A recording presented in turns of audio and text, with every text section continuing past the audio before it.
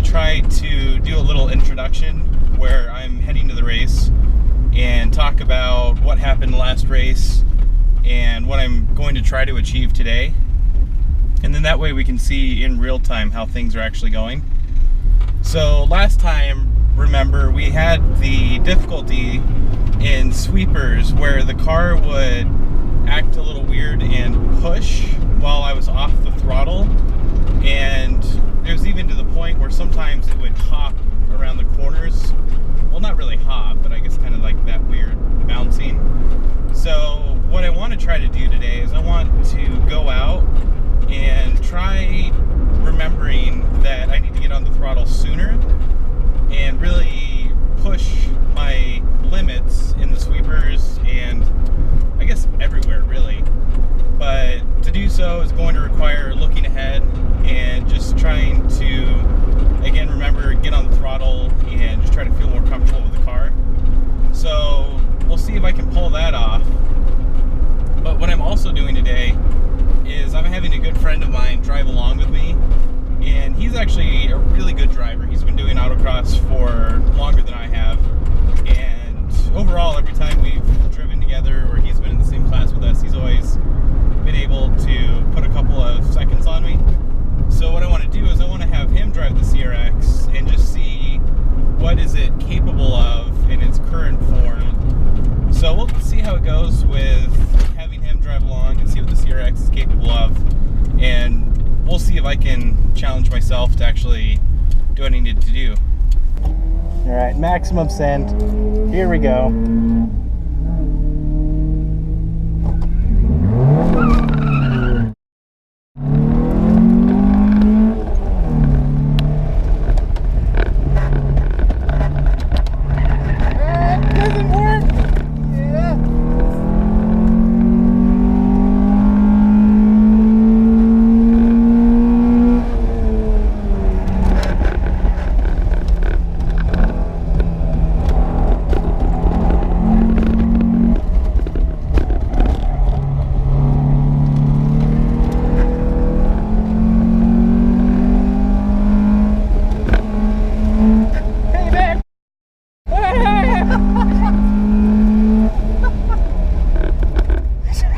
Oops.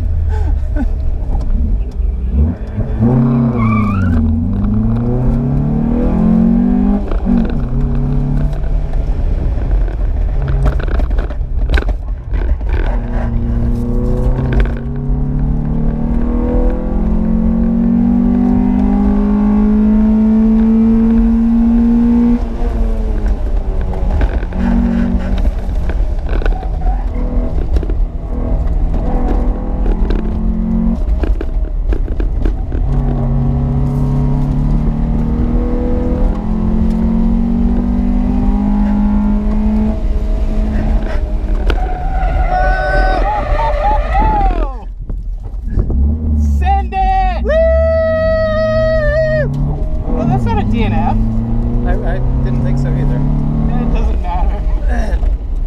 Woo-wee. That coming All right, so after that big spin, I dropped the tire pressures in the rear a little bit, maybe thinking that's gonna help. And I think the lesson is we just gotta brake a little bit before that offset. So the car, for whatever reason, this surface pushes just a little bit more. So I think getting on the gas through the sweeper isn't working quite as well as I had hoped, but we'll see how it goes this time.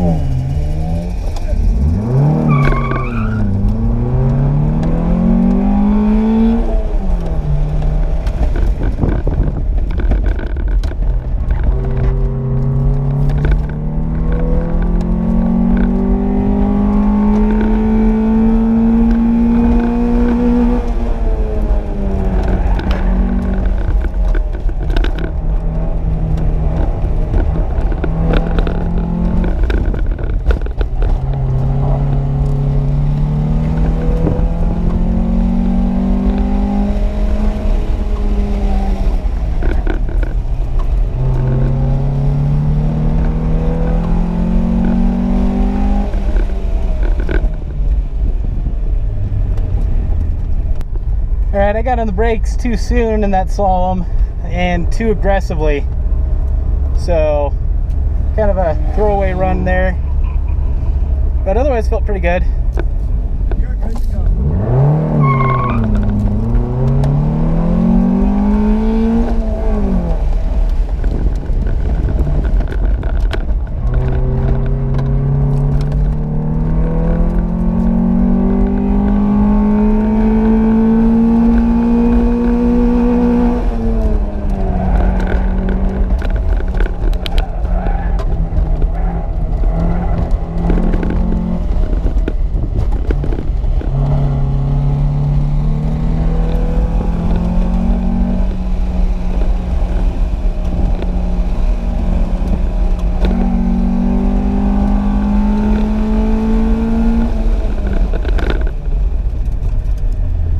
Not bad. Supposedly that's good for, oh no, not this again. All right, one second. All right, so that's good for first in STS right now, as far as I know, after second runs. Well, that was my third run based on the second run time. So we'll get back, we'll figure out what's going on.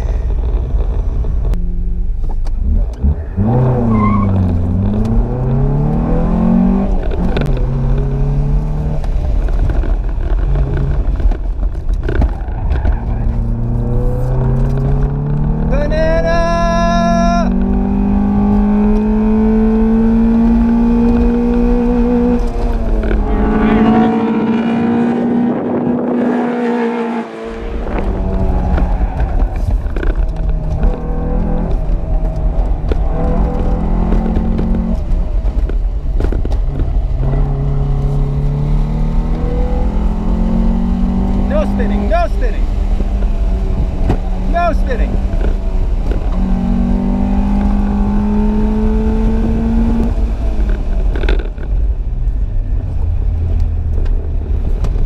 All right, so reducing the rebound in the rear seemed to help stabilize the rear just a little bit in the slalom. So we got to the point that right now first and third are separated by 0.2 of a second. So we're definitely in the hunt. We just got to go out there and practice looking ahead, which I've been failing to do today. So let's see what happens.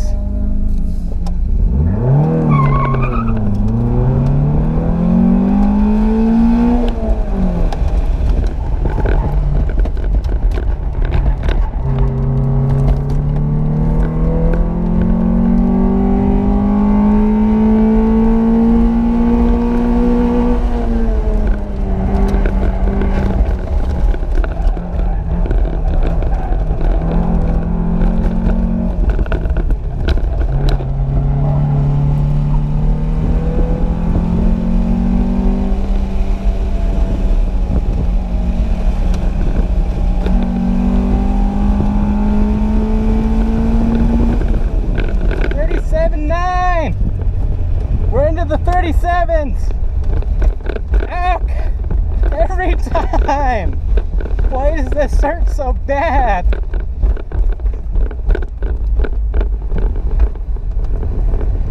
All right, so looking ahead seemed to help that time, although I wasn't looking far enough ahead in the right-hander. So either way, I got a 37.9. Let's hope that the MR2 didn't get any faster.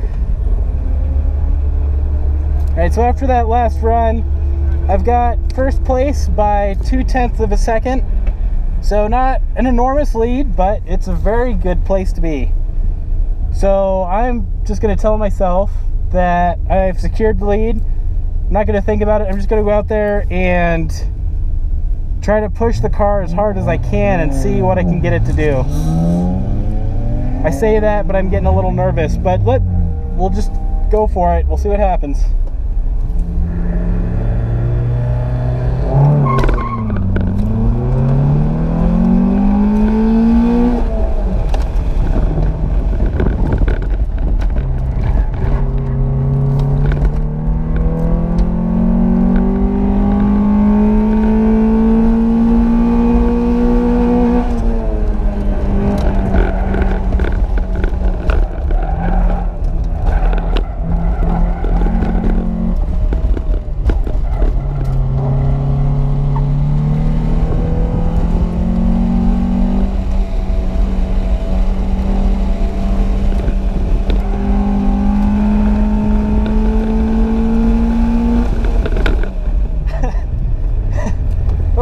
it dropped 0.03 of a second. I think it pushed just a little bit too hard in that first entry to the right-hand sleeper.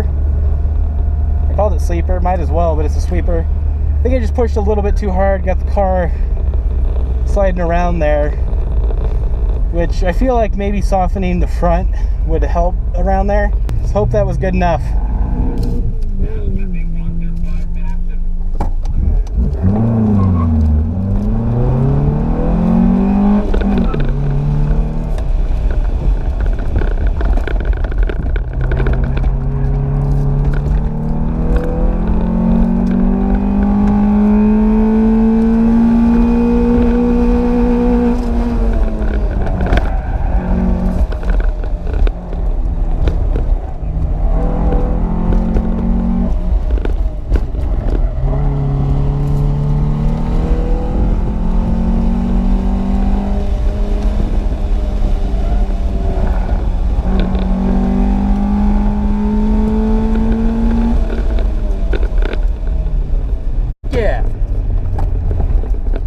So right there at the very end, my co-driver took it. He improved by 0.7 of a second and dropped down to the low 37s.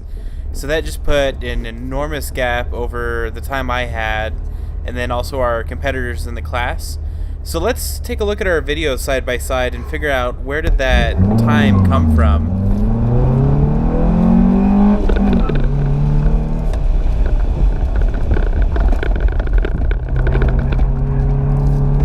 So what's interesting about that first turnaround is the lines we took through there. So it actually put us at the end gate at the exact same time, but the line that my co-driver took allowed him to get onto the gas just a hair of a second earlier. So at that cone, he's going about 2 miles per hour faster, and we'll see how that propagates through this next straight section.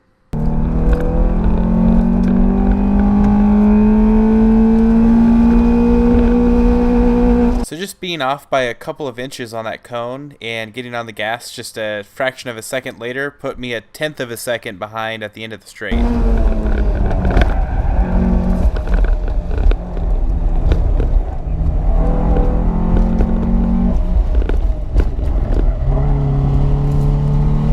Alright, so that is an eye-opener.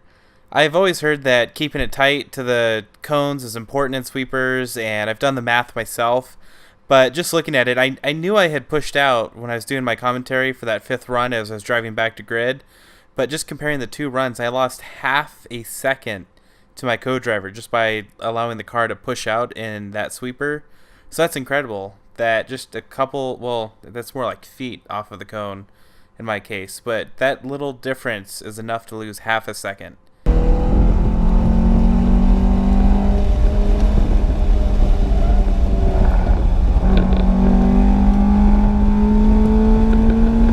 And there we go, across the line. So my co-driver, he did a little bit better job in the slalom, modulating the throttle and getting into the rhythm.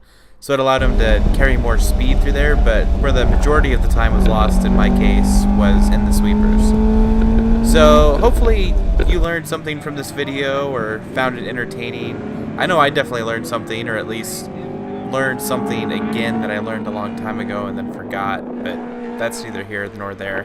So if you enjoyed the video, maybe consider liking or subscribing the video.